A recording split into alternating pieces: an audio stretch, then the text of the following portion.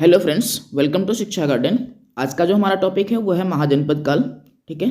और ये प्राचीन इतिहास का, एंशिएंट हिस्ट्री का, वैदिक काल के बाद का एक टॉपिक है जिसको पढ़ना होता है महाजनपद काल। और इसमें आपको 16 जनपदों के बारे में जानकारी मिलता है, 16 महाजनपदों के बारे में जानकारी मिलता है। ठीक है। इसका जो कालखंड है वो कालखंड, अभी तक जो आप पूरा कालखंड पढ़े हैं एक बार उसको रिवाइज करें तो हम देख सकते हैं कि आप शुरुआत किए थे कहाँ से। तो हम लोगों ने शुरुआत करा था ये पाषाण कालों से, जो 2 मिलियन ईयर एगो से शुरू हो रहा है। फिर हम लोग आए थे 3000 कह लीजिए, 3000 कहीं कहीं पे 2000 रहता है, तो ये मिक्स है टाइम पीरियड। और ये क्या है, बीसी में है, समझ रहे हैं, बीसी एसी समझ रहे होंगे आप।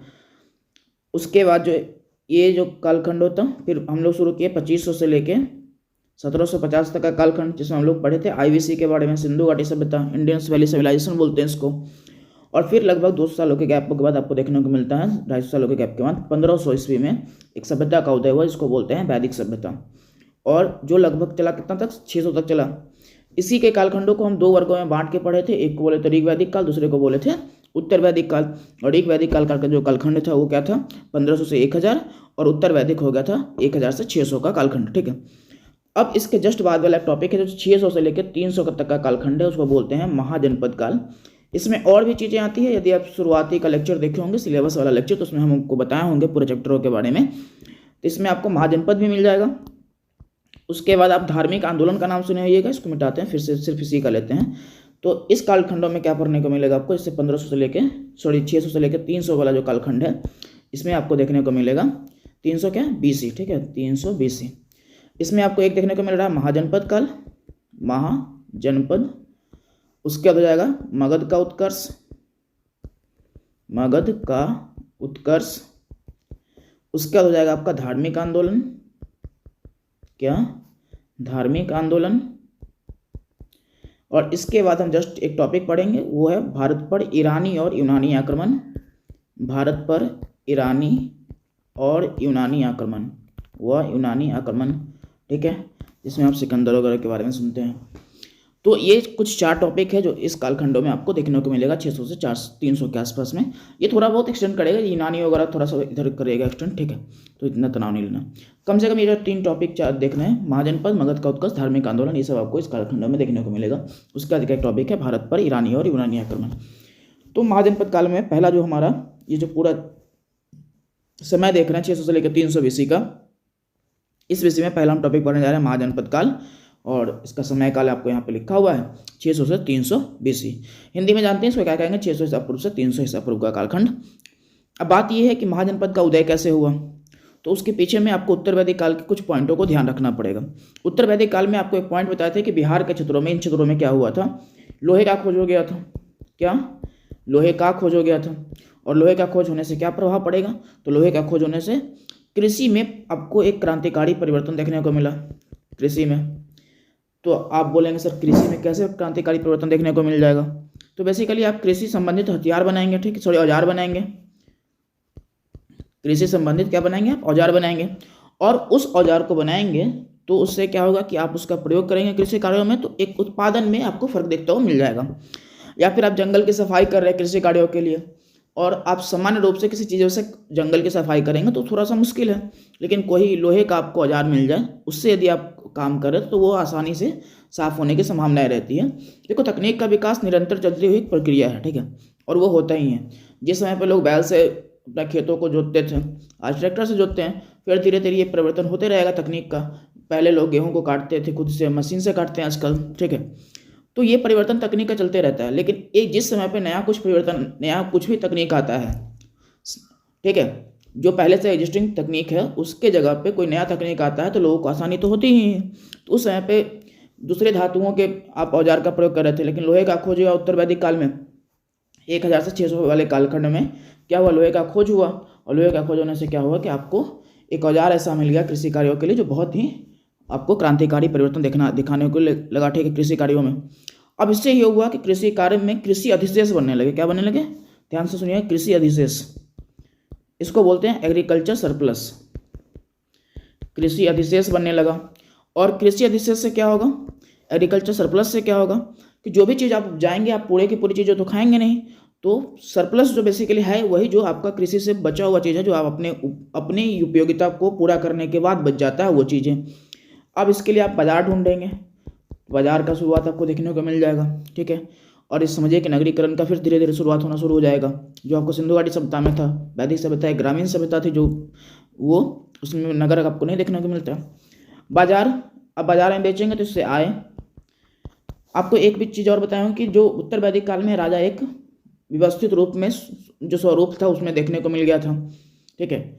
उतने अधिक तरीके से नहीं, लेकिन धीरे धीरे आपको राजा का स्वरूप देखने को मिल जा रहा है कि राजा फिर परिवार से होगा, वंश के आधार पर चलेगा, कंटिन्यूटी में।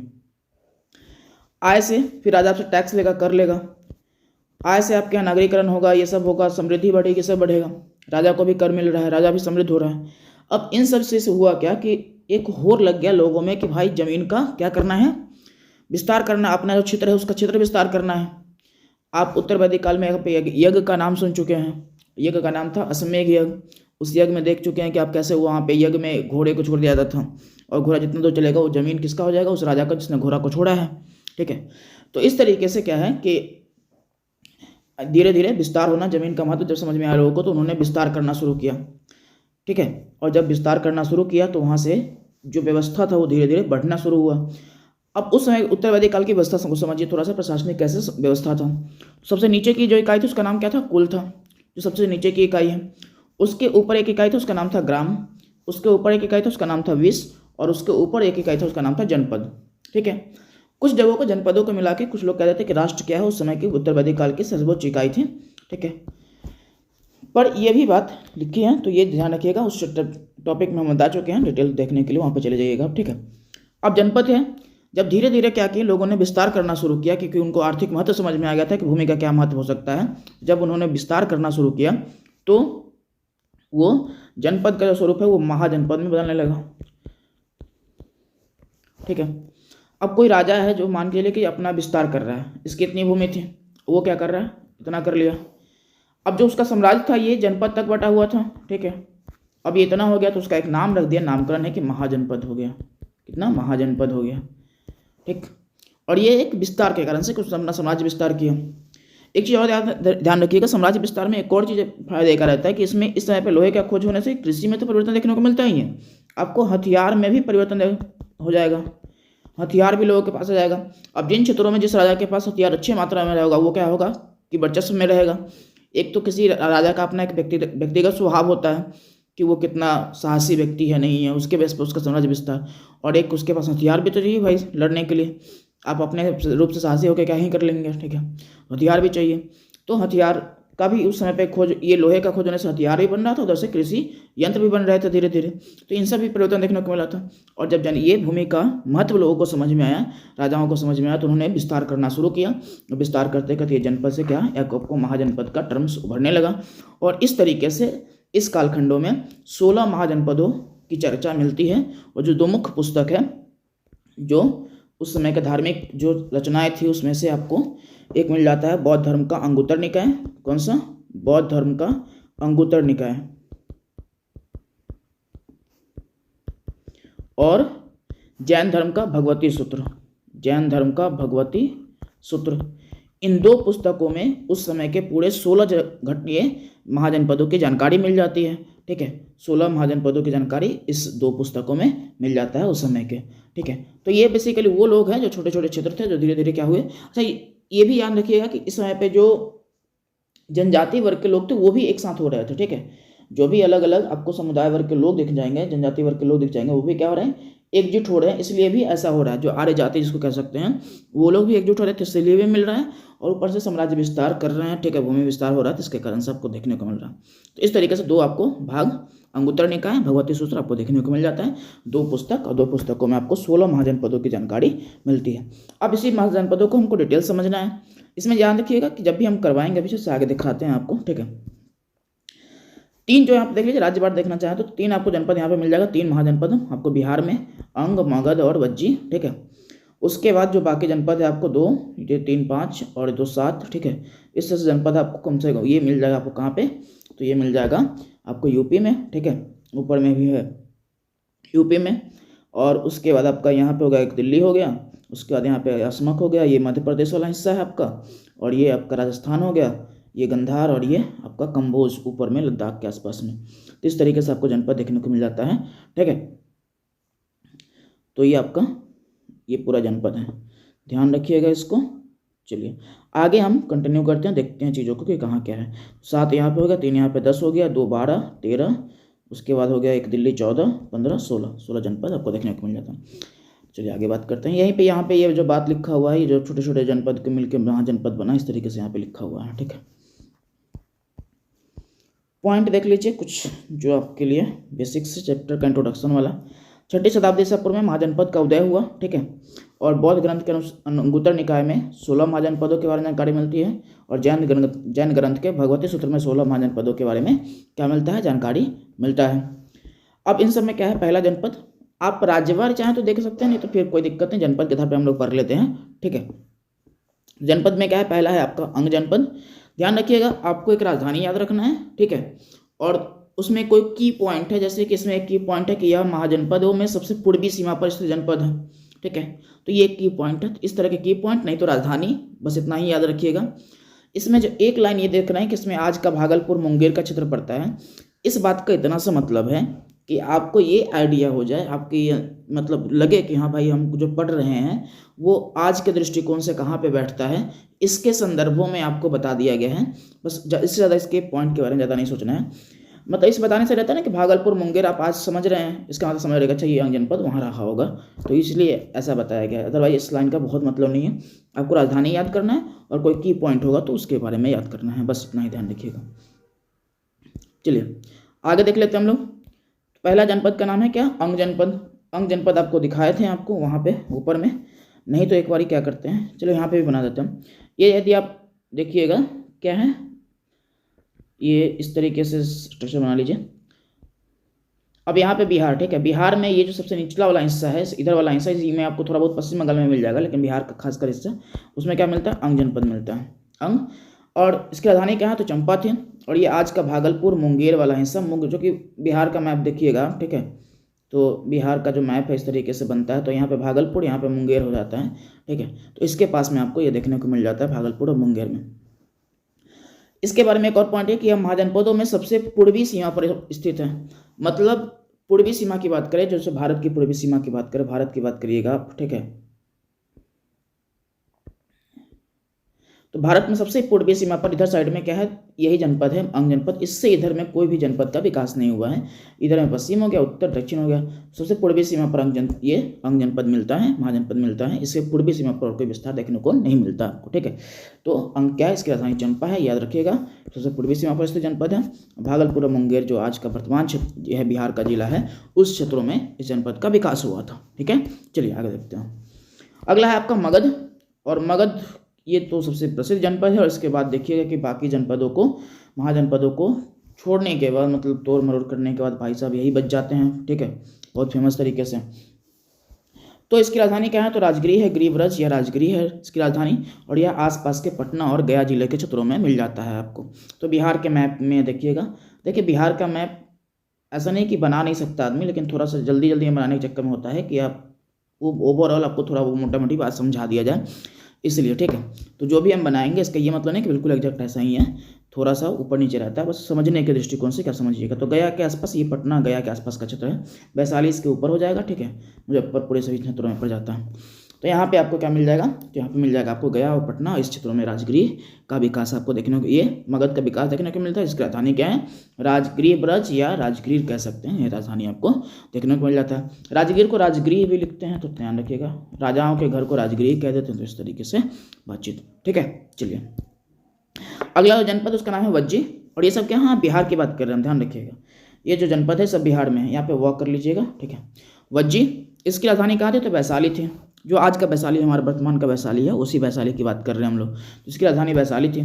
इसके यहाँ यहाँ पे ये गलत है, कटा हुआ। यह वर्तमान के वैशाली, मुजफ्फरपुर एवं दरभंगा के आसपास का क्षेत्र था, ठीक है। तो उसके आसपास के क्षेत्रों में इसका विस्तार देखने को मिल जाता है। यदि आप फिर से बिहार का मैप देखेंगे, ठीक है, बार बार, तो यदि आप बिहार का मैप देखेंगे तो इस वाले हिस्से में आपको दरभंगा यहाँ पे है, इसके जस्ट नीचे मुजफ्फरपुर, वैशाली, ये सब जो क्षेत्र है, इन क्षेत्रों में आपको क्या देखने को मिल जाएगा, बीच में समस्तीपुर भी इसके आसपास में पड़ जाता है, ठीक है। तो ये आपको देखने को मिल जाएगा क्या, कि इन क्षेत्रों में इसका विस्तार था। समस्तीपुर यहाँ नहीं लेना है, मतलब बता रहे थे। तो इसके आसपास क्षेत्रों में इसका विस्तार मिल जाता है। मुख्य रूप से जो वज्जी का विस्तार है वो वैशाली और मुजफ्फरपुर के आसपास वाले क्षेत्रों में थोड़ा बहुत विस्तार आपको वहाँ पे देखने को मिलेगा। कहाँ पे? मगर ये दरभंगा के आसपास क्षेत्रों में, ठीक है। अगला है आपका, अच्छा इसमें एक चीज़ और है, ध्यान रखिएगा। वज्जी महाजनपद में लिच्छवी को विश्व का पहला गणतंत्र कहा जाता था। वज्जी महाजनपद में ही एक संघ, मतलब वज्जी महाजनपद जो है लिच्छवी, ये जो है ये 8 संघों में बटा हुआ था। कितने में? वज्जी 8 संघों में बटा हुआ था।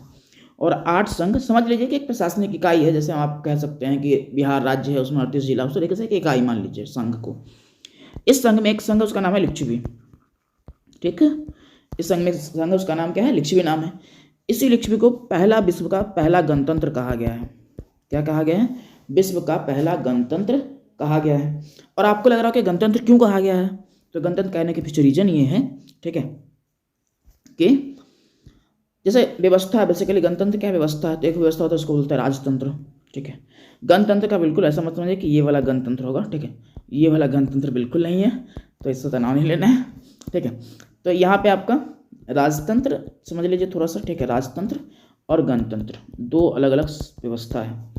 आज का जो रिपब्लिकन कॉन्सेप्ट है, उस रिपब्लिकन कॉन्सेप्ट में रहता ही ये है कि जो हेड ऑफ स्टेट है उसका क्या हुआ हो? चुनाव हुआ हो, ठीक है। और हेड ऑफ स्टेट का मतलब किसी भी देश का जो सबसे प्रमुख व्यक्ति होगा, जिसका प्रशासनिक व्यवस्था में सबसे प्रमुख योगदान होगा, उसका क्या हुआ हो? चुनाव हुआ हो, ठीक है।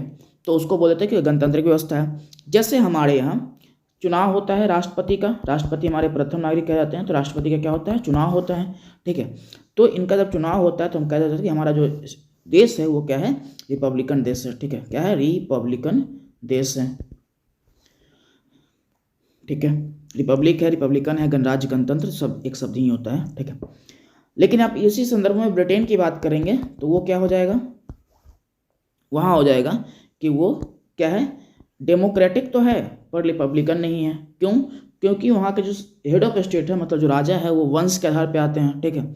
आप एलिजाबेथ वगैरह का नाम सुने होंगे, महारानी विक्टोरिया का नाम सुनेंगे, तो वो कंटिन्यूटी में एक प्रोसेस चल रहा हुआ था, ठीक है। तो वो लोग क्या है? वंश परंपरा के आधार पे आते हैं। तो वो अब यहाँ पे अभी जो कॉन्सेप्ट आपको समझना है, जो लिच्छवी की बात कर रहे हैं, उसमें क्या है?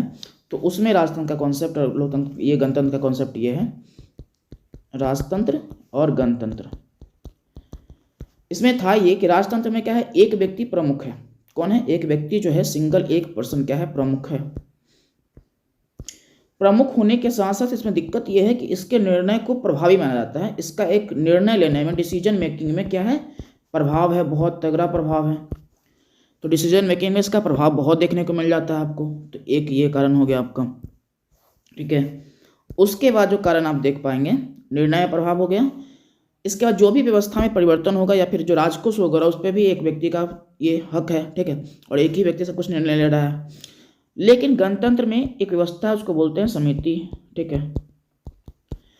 या फिर आप कैसे लीजिए, लोगों का समूह कह लीजिए। आपको बहुत दिक्कत हो रहा है तो लोगों का समूह, तो बोलिएगा सर इसका क्या मतलब? तो लोगों का समूह क्या काम करेगा? कर के संबंध की बात करेगा, कर के संबंध में बात करेगा, कोई भी टैक्स वगैरह का मामला होगा उसमें बात करेगा, सैन्य व्यवस्था को देखने का काम करेगा। अच्छा, ये सब क्या है? एक ग्रुप ऑफ पीपल के द्वारा कंडक्ट किया जा रहा है। कितने? ग्रुप ऑफ पीपल के द्वारा, लोगों के समूह के द्वारा कंडक्ट किया जा रहा है, ध्यान रखना है। और इनके द्वारा कंडक्ट करने से अब ये क्या है कि यहाँ पे एक फेयर कंपनी, ये फेयर बातचीत होगा, ठीक है। क्योंकि इतने लोग जो है, जैसे 10 लोग मिलके बैठे हैं, ठीक है, और इस तरीके से 10 लोग बैठे हैं और ये बात कर रहे हैं किसी मुद्दे पे, तो ये क्या होगा कि ये जो फेयर होगा। लेकिन इसमें क्या है? एक व्यक्ति है जो प्रमुख है, वो कह रहा है कि हम यही कहेंगे और यही मानना पड़ेगा। तो इसको बोलते हैं कि ये मोनार्की है, राजतंत्र है, ठीक है। लेकिन ये क्या है? रिपब्लिक है, गणतंत्र। इसमें क्या है कि समितियों के द्वारा पूरा कर व्यवस्था का हो, सैन्य व्यवस्था का हो, प्रशासनिक व्यवस्था का हो, इन सब का निर्णय लिया जाता हो। तो इस कारण से हम कह देते हैं कि यहाँ पे क्या है? एक आपको व्यवस्था देखने को मिल रहा है जो गणतांत्रिक व्यवस्था है। और वैसा व्यवस्था सबसे पहली बार कहाँ पे मिला था? तो वज्जी महाजनपद का एक संघ है लिच्छवी में आपको देखने को मिलता है, ठीक है। चलिए, लिच्छवी हुई जो आज का वैशाली है, उसी का लिच्छवी जो बोलते हैं, ठीक है। ये अगला आपका जो जनपद है वो क्या है? तो अगला जनपद है आपका काशी। और ये जनपद कहाँ मिलेगा? तो आपको वाराणसी में मिलेगा। वाराणसी, इसकी राजधानी वाराणसी है। और राजधानी का मतलब याद रखिएगा कि उसका राजधानी जो राज्य का प्रमुख क्षेत्र है वो, जहाँ से शासन प्रशासन को संचालित करा जाता है। ये वाराणसी है इसकी राजधानी, ठीक है। और वाराणसी कहाँ पे, तो यूपी में इसकी राजधानी आपको देखने को मिल जाता है, ठीक है। अगला जो जनपद उसका नाम है मल्ल है यहाँ पे, ठीक है। इसकी राजधानी क्या है, तो कुशीनारा या कुशीनगर है इसकी राजधानी। और ये वर्तमान का देवरिया, बस्ती और गोरखपुर के क्षेत्रों में मिलता है। ये भी यूपी में आपको देखने को मिल जाएगा। अगला जनपद है उसका नाम क्या है, वत्स जनपद। इसकी राजधानी कौशाम्बी थी, क्या था, इसकी राजधानी कौशाम्बी। और यह वर्तमान के इलाहाबाद में यमुना के आसपास का क्षेत्र है, ठीक है। यमुना नदी के आसपास का क्षेत्र है ये। आज इसका नाम आप प्रयागराज कह सकते हैं, इलाहाबाद का नाम प्रयागराज हो गया है, ठीक है। तो ये तो यमुना नदी के आसपास में कौशाम्बी क्षेत्र था, वत्स या कौशाम्बी, उसी के पास। अगला जनपद है उसका नाम है कोसल, ठीक है। यहाँ पे जनपद नहीं, जनपद सही, बच्चों में भी कन्फ्यूजन रहता है सर, आपको जनपद बोल दिए हैं, फिर जनपद में क्या अंतर। देखो ये जनपद एक प्रशासनिक व्यवस्था की इकाई जिसका एक विस्तृत रूप महाजनपद कहलाता है। बहुत ज़्यादा तनाव नहीं लेना इस बातों को लेकर, ठीक है। एक विस्तृत रूप जिसका एक टर्म दिया है कि महाजनपद है, तो कहीं पे जनपद बोल दे तो कोई तनाव नहीं लेना। ऐसे ज़्यादातर आपको बोलना ठीक रहेगा कि महाजनपद बोलिए आप, लेकिन तनाव ज़्यादा नहीं लेना इस बात को लेकर, ठीक है। तो कौशल जनपद इसकी राजधानी क्या है, तो श्रावस्ती है, ठीक है। इसको चेंज कर लीजिएगा थोड़ा सा, श्रावस्ती, ठीक है, श्रावस्ती है थी, सॉरी। और वर्तमान के गोंडा और फैजाबाद के क्षेत्रों में आपको देखने को मिलेगा। जो अयोध्या के आसपास का क्षेत्र है उसमें अभी आप नाम बहुत सुने होंगे, फैजाबाद, उसी के आसपास के क्षेत्रों में आपको ये देखने को मिल जाता है, ठीक है। तो अयोध्या, फैजाबाद, ये सब क्षेत्र उसी के आसपास में है, तो उसके में आपको श्रावस्ती देखने को मिल जाता है। अगला है आपका पंचाल, ठीक है। पांचाल ये सब लिखा रहता है। इसकी राजधानी क्या है, अहिच्छत्र है। इसमें भी दो अलग अलग भाग है, ध्यान रखना है। उत्तरी जो पंचाल है उसकी राजधानी अहिच्छत्र, और सॉरी ढकी गया, फिर क्या मतलब, उत्तरी राजधानी का क्या है, उत्तरी पंचाल की राजधानी अहिच्छत्र, और दक्षिणी पंचाल की राजधानी क्या है, तो काम्पिल्य है। क्या है, दक्षिणी पंचाल की राजधानी काम्पिल्य है। ये वर्तमान के बरेली तथा बदायूं के क्षेत्र में था। देखिए मैप बनाना बहुत आसान है हमारे लिए, और हमको कोई दिक्कत होता नहीं है। कहिएगा तो हम बना देंगे, लेकिन आप कोशिश करिए कि आप इस तरीके से, जैसे यूपी है मान लीजिए, तो यूपी के इस वाले क्षेत्रों में बरेली वगैरह मिल जाएगा, आप वहाँ जाकर देख लीजिए, बहुत आसान हो जाएगा। ऊपर में रखा है, वहाँ पर लिखा हुआ, चाहे तो आप उसको बना भी सकते हैं पहले ही, उसके बाद आप इसको नोट डाउन कर लीजिएगा। तो आप भारत का मैप देखिएगा, ठीक है। तो इन मैपों में आपको, इन क्षेत्रों में यहाँ पे आपको मिल जाएगा बरेली, बदायूं, ठीक है। और वहाँ पे आपको ये देखने को मिल जाता है पंचाल। अगला जनपद है चेदी। इसकी राजधानी था सुप्तिमती या सोथीवती, और ये वर्तमान के बुंदेलखंड के आसपास का क्षेत्र है, ठीक है। सुप्तिमती या सोथीमती, ये भी यूपी में है। देखिए बुंदेलखंड का जो विस्तार है कुछ आपको, वो यदि भारत का आप नक्शा देख रहे हैं तो इस तरीके से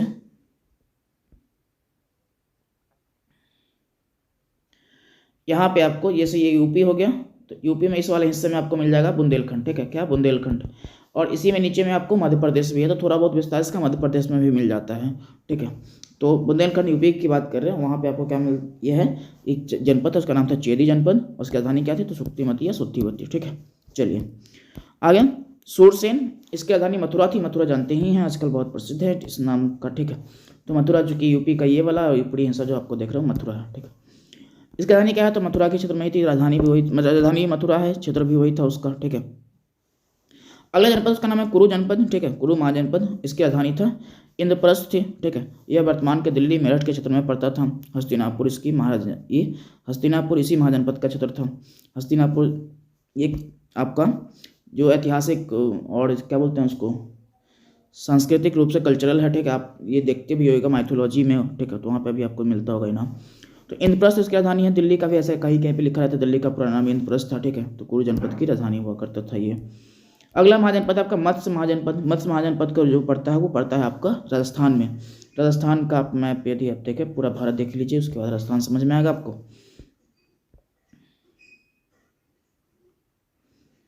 तो ये जैसे ये वाला जो पूरा क्षेत्र देख रहे हैं, ये राजस्थान का है, ठीक है। राजस्थान में इसके आसपास का जो क्षेत्र है इसको बोलते हैं, उसी क्षेत्रों में आपको मत्स्य जनपद आपको देखने को मिल रहा था। मत्स्य जनपद में आपकी जो राजधानी है वो है विराटनगर या बैराट।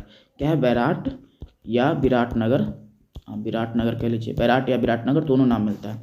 तो उन क्षेत्रों में इसकी राजधानी है, किसकी, मत्स्य महाजनपद की, ठीक है। वर्तमान का क्या है, तो जयपुर, अलवर और भरतपुर जिलों में ये देखने को मिल जाता है, ठीक है। चलिए अगला है आपका अवंती। अवंती वर्तमान के मध्य प्रदेश में मिल जाता है आपको। जिसकी राजधानी क्या था, उज्जैन था।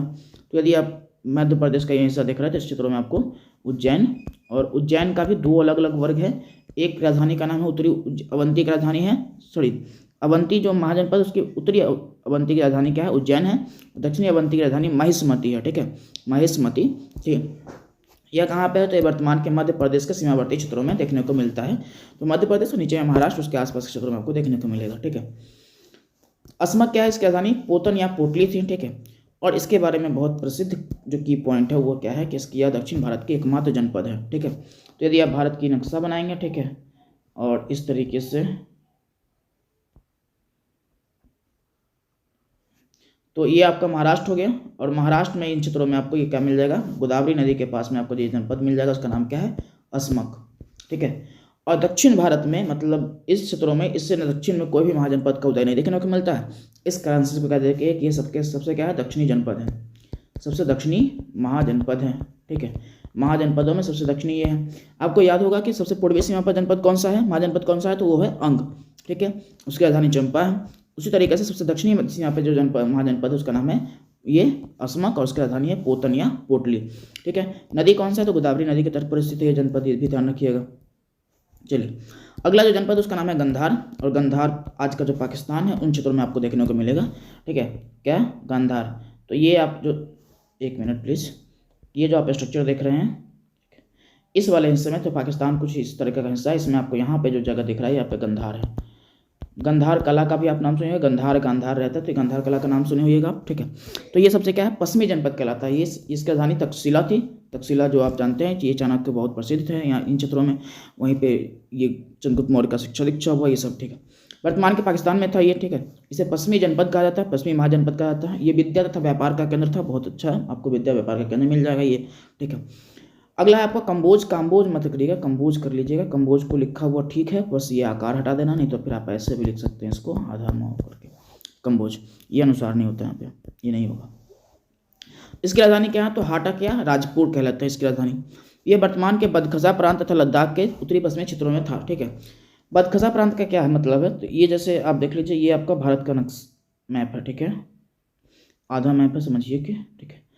और ये आपका यहाँ से हो गया पाकिस्तान, और ये जो क्षेत्र देख रहे हैं जस्ट ऊपर, पाकिस्तान के ऊपर, लद्दाख के जस्ट ऊपर, ये हमारा लद्दाख वाला क्षेत्र है, ठीक है।